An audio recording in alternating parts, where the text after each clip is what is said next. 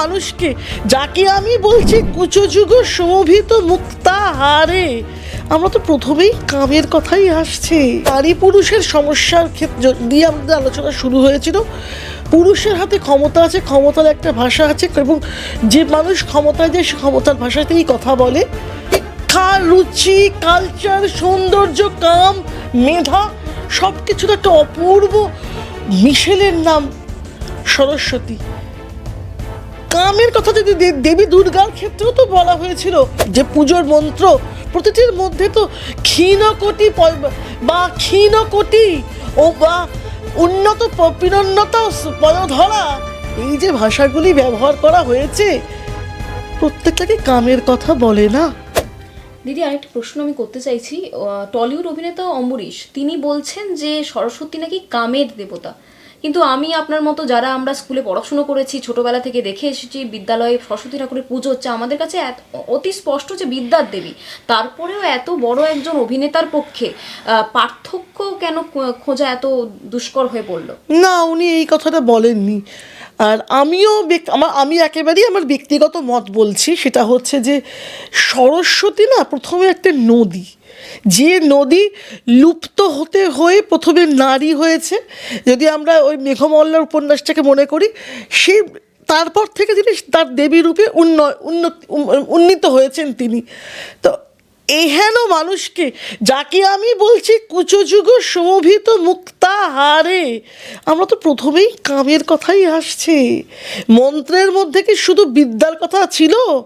প্রতিটি নারীর দেবীর যে পুজোর মন্ত্র প্রতিটির মধ্যে তো ক্ষীণকোটি বা ক্ষীণকোটি ও বা উন্নত পিনন্নতা পদধরা, এই যে ভাষাগুলি ব্যবহার করা হয়েছে প্রত্যেকটাকে কামের কথা বলে না।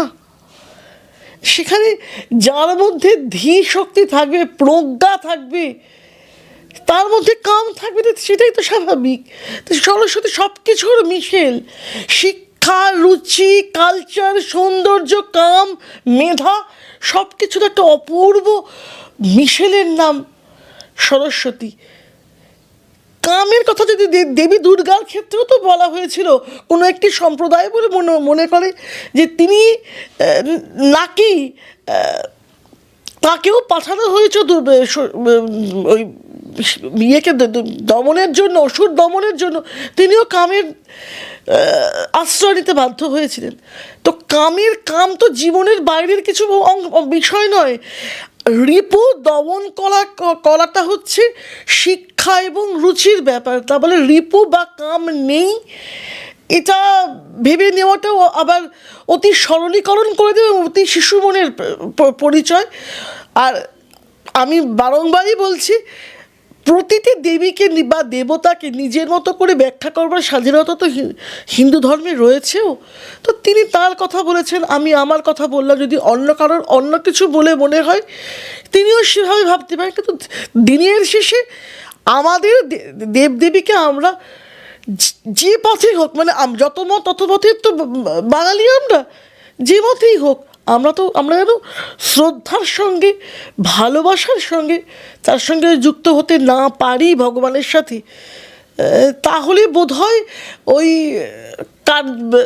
শুধু পুজো করাই সার হবে।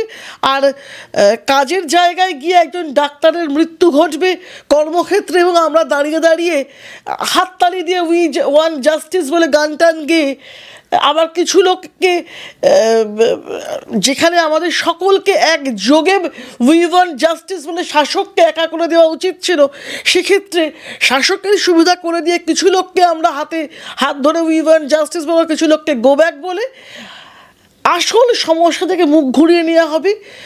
আমি আবারও বলছি, নারী পুরুষের সমস্যার ক্ষেত্রে দিয়ে আমাদের আলোচনা শুরু হয়েছিল। পুরুষের হাতে ক্ষমতা আছে, ক্ষমতার একটা ভাষা আছে, এবং যে মানুষ ক্ষমতায় যায় সে ক্ষমতার ভাষাতেই কথা বলে। আর দেবীর ক্ষেত্রে যদি বলা যায়, শেষ প্রশ্নের আবার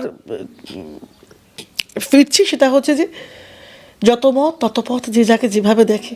দেবী তো দেবীর, দিনের শেষে তিনি দেবী, এবং তিনি ধরাছোঁয়ার বাইরেই থাকলেন। বাংলা হান্টের আরো খবর দেখতে নজর রাখুন। বাংলা খবর মানেই বাংলা হান্ট।